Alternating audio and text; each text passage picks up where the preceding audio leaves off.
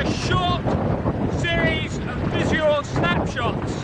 It's not a negative film, merely a series of shots made to give you just an impression of what life is like in Port Stanley at this moment in time.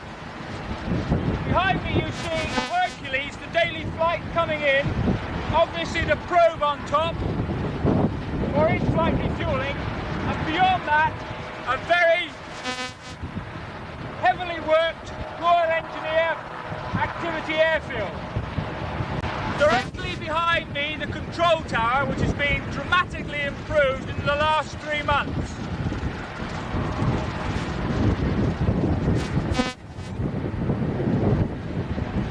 Okay, this aircraft was recovered from Port St. Carlos water. It was actually shot down on D-Day.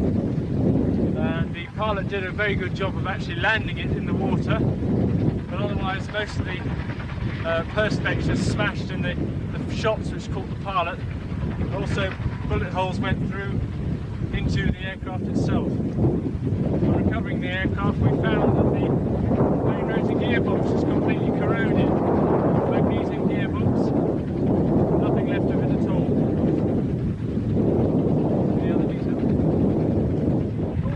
What I can describe in fact is the facilities for maintaining the aircraft are out in the open. We've effectively been in field conditions for 3 months plus.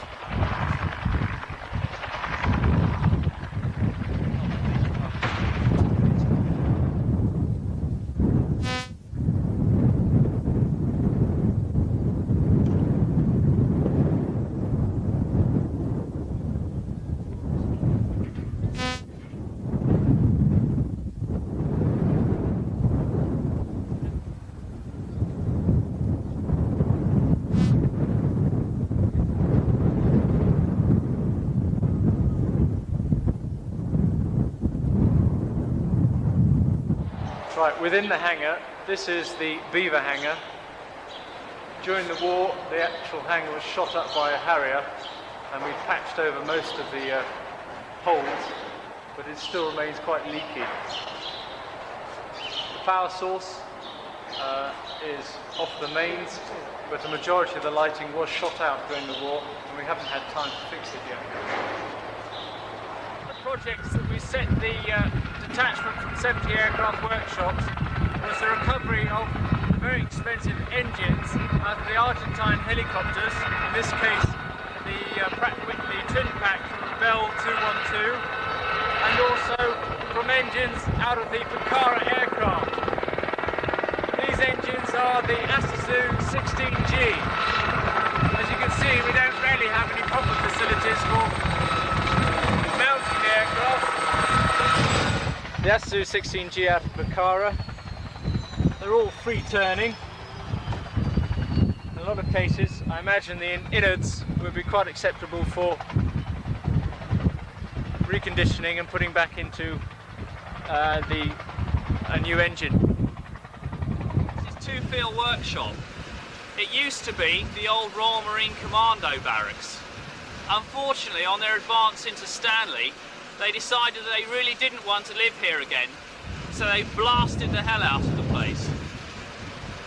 When we arrived here to take over from Tenfield Workshop, they'd done what little they could do in the time available, and so we set about firstly trying to rebuild our working and living accommodation, and then get on to more serious repairs for Liffey and our unit dependencies after we'd sorted the place out. See some panhard armoured cars.